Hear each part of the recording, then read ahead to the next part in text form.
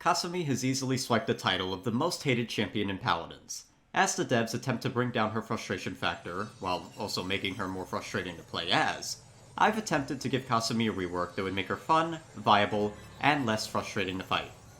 I'm going to list the stats of each ability first, and then explain my reasons for them afterwards. For this concept, Kasumi will be moved from the damage to the flank class. The Yokai Doll will see an increase in its targeting cone angle, going from 2 to 3 degrees. However, the weapon will now have damage falloff starting past 70 units. At the max range of 120 units, the Yokai Doll will deal 50% less damage.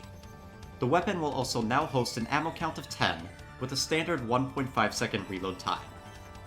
Kasumi's Curse passive will have its duration lowered from 5 to 4 seconds. Dealing damage to an enemy without curse stacks will no longer strip your first target of their stacks. On top of that, Kasumi will no longer be revealed to enemies with curse stacks. Savage Tear's damage will no longer scale with curse stacks, and will instead deal a flat 500 damage. To compensate, the ability will now disarm opponents regardless of the number of curse stacks. The duration of the disarm will increase with the number of curse stacks the enemy has. With 0 stacks, the disarm will be for 0.1 seconds. With 1 stack, it will be 0.2 seconds, with 2 stacks 0.4 seconds, with 3 stacks 0.6 seconds, with 4 stacks 0.8 seconds, and finally, at 5 stacks, the disarm will have the same 1 second duration as it does now. The Spirit Lures can now be placed at range, up to 50 units away from Kasumi. Body and Soul will have its cooldown lowered from 14 to 10 seconds. Its duration will also be lowered, going from 2 to 1.5 seconds. To compensate, the move speed bonus Kasumi receives during the ability will be going from 20% to 150%. Body and Soul can now be cancelled early by hitting the primary fire button during the ability. Hitting the secondary fire button during the ability will return you to your original body as the ability does now. Last up is the ultimate Bitter Betrayal. The duration of the ultimate is going up from 3.2 to 4 seconds. A new effect of the ultimate is that Kasumi's Yokai Doll will not have damage falloff while Bitter Betrayal is active. Now that you know what Kasumi's new base stats will be, let me explain my reasoning. My overall goal with this version of Kasumi is to emphasize the unique stats she brings, while also toning down her frustration factor.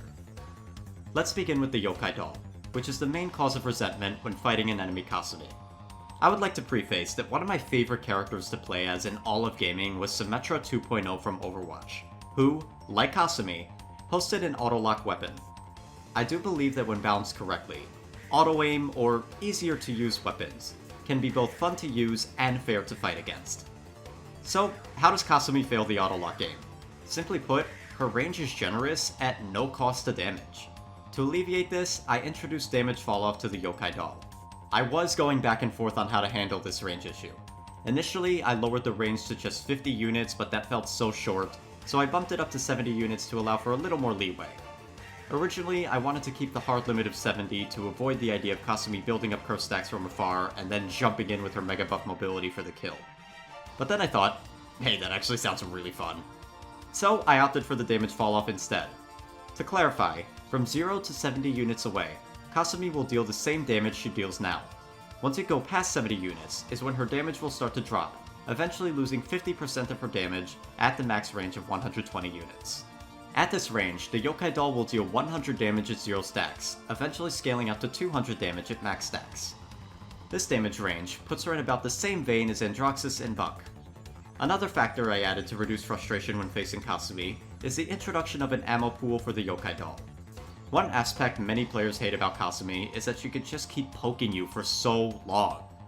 The ammo pool should alleviate this a bit. I thought 10 was a fair number of attacks to have, since half of them would be used for generating curse stacks in a 1v1. The inclusion of an ammo pool might be overkill given the new damage falloff system, so I'd love to know your thoughts on this one. I didn't want to clobber the Yokai Doll completely, so I gave it a compensation buff in the form of a slight revert to its targeting cone size. Keep in mind that on release, Kasumi had a targeting cone of 6 degrees. It was cut to 2 in the Dawnforge patch.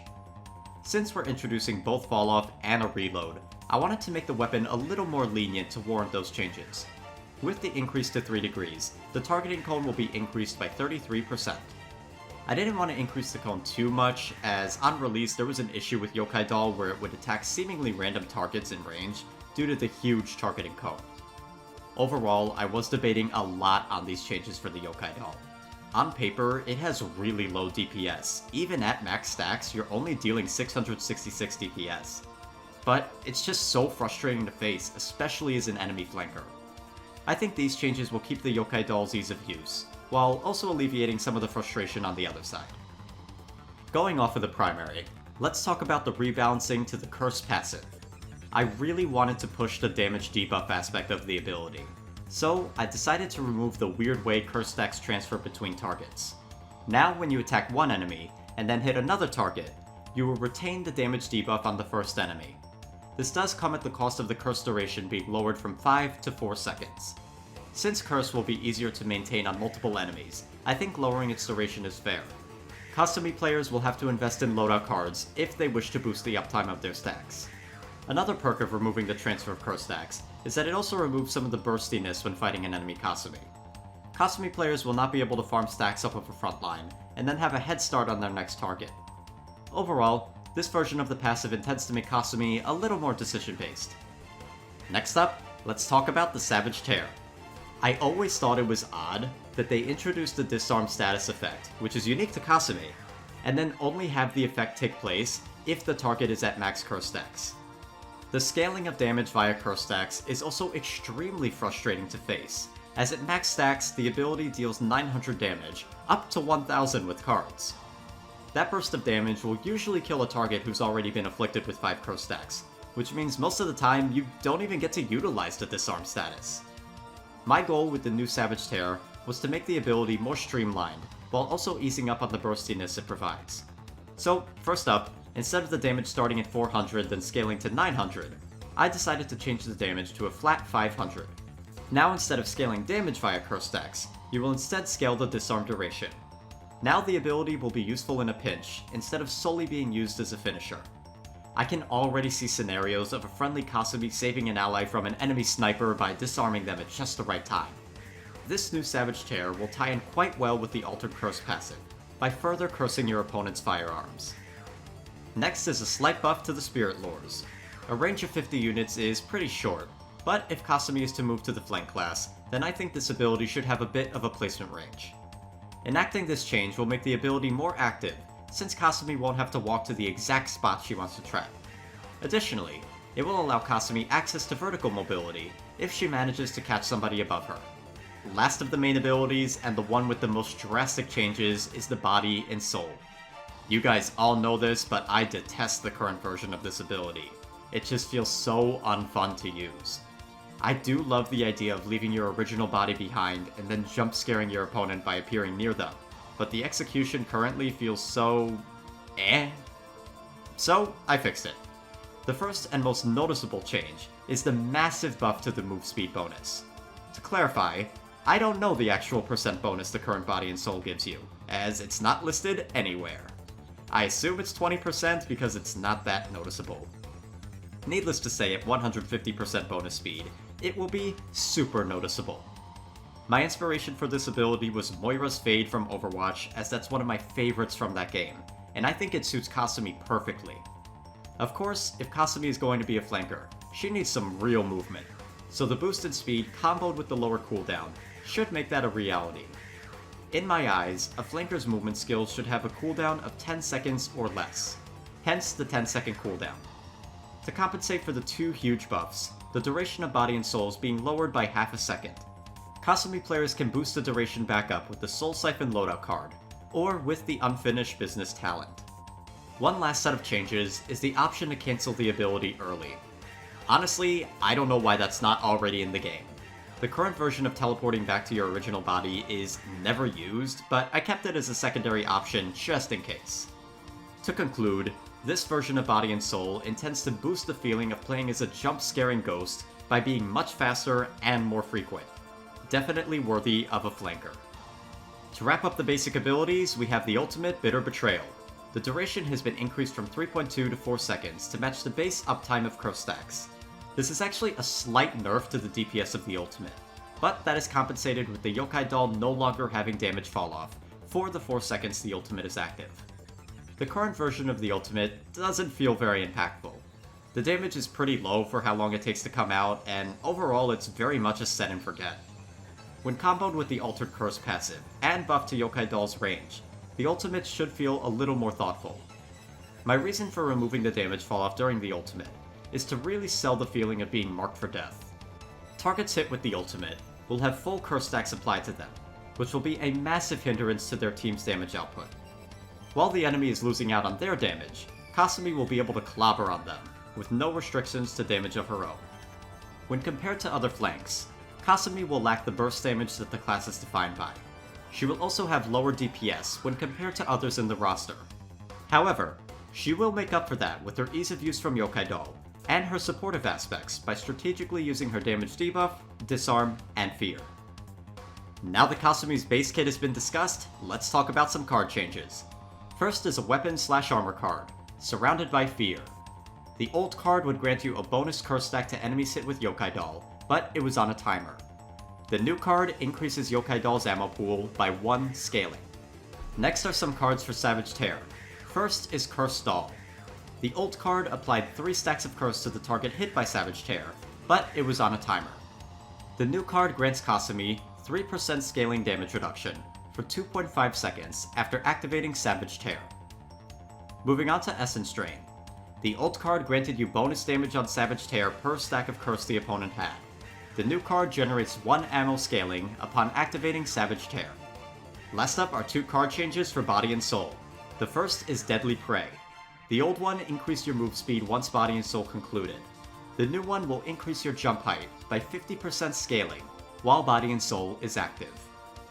Wrapping up cards, we got a tweak to Moonlit Haunting. The old version would heal you 17 health scaling every 0.25 seconds during Body and Soul.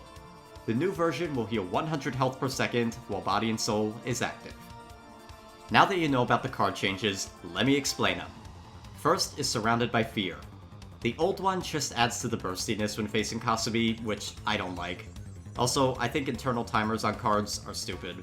Since Kasumi will now have an ammo pool, I think giving her an ammo card is a must. Next is Cursed Doll. Again, another card adding to the burstiness of Kasumi. And again, I think internal timers are stupid. This new Cursed Doll card was my last idea to this concept. I opted for damage reduction since outside of Body and Soul, Kasumi will be pretty frail. Originally, I had the DR scale by 4%, but lowered it to 3% to be safe. Like I always say, numbers can be changed. Next card up is Essence Drain. The old version of this card is one of the worst card designs I have ever seen in this game. No other champion has a card that just flat out buffs their damage. When capped, this card makes Savage Tear deal 1000 damage, which is a massive point of frustration when facing Kasumi. Anyways, since Kasumi will have a fairly small ammo pool, I believe that giving her an ammo back option will be quite helpful. Next up we have Moonlit Haunting.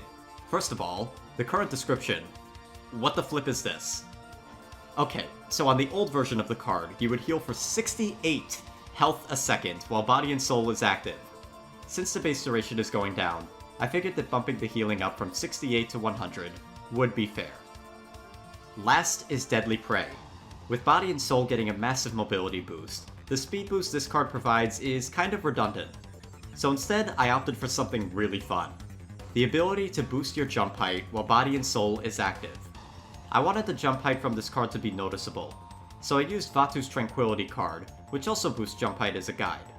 Since the 30% jump boost per level, capped at 150%, is not very noticeable on Vatu, I decided to have the value scale by 50% on Deadly Prey. My goal with this card capped out is for Kasumi's to dolphin dive onto unsuspecting prey. This card also gives Kasumi access to vertical mobility, which might be a must for some players. I was toying around with the idea of bonus jump height a lot. At one point, the bonus jump height was a buff to the Unfinished Business talent.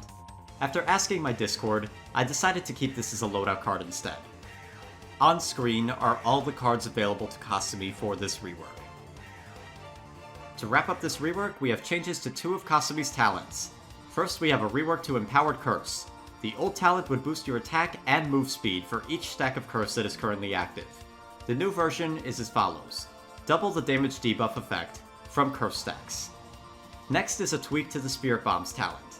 The talent will still allow you to place Spirit Lures up to 100 units away, but now, instead of fearing opponents, the lure will explode, dealing 500 damage in a 20-unit radius. Now to explain these changes. I'll start with Empowered Curse since that's the most drastic. The main problem with the current talent is the DPS increase from the faster attack speed, which is a major no-no when designing an auto-lock weapon. Hence why it's being booted. I wanted to keep the essence of your curse stacks being stronger with this talent, so I opted to double the damage debuff they apply to targets. Now, a single stack of curse will decrease outgoing damage by 4%, eventually capping at a 20% debuff at 5 stacks. I am a bit concerned that the damage debuff will prove too powerful, and have thought about lowering the debuff's percent from 4 to 3%, but I also worry that a small 15% decrease to outgoing damage will not warrant picking this talent. Lastly, let's talk about the Spirit Bombs. The current Spirit Bombs feel so random. With the normal Spirit Lures, you hear a distinct audio cue when you trigger a trap. With the Spirit Bomb Lures, you'll be in the middle of a team fight and suddenly you and your team are running away in fear. The new purpose of the talent is to still deny space with the lures, but now you do so with damage instead of a fear.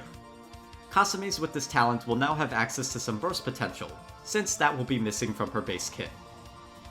And that's how I would rework Kasumi if given the chance. I know Kasumi is a love her or hate her type of character, so I really would love to know your thoughts on this concept.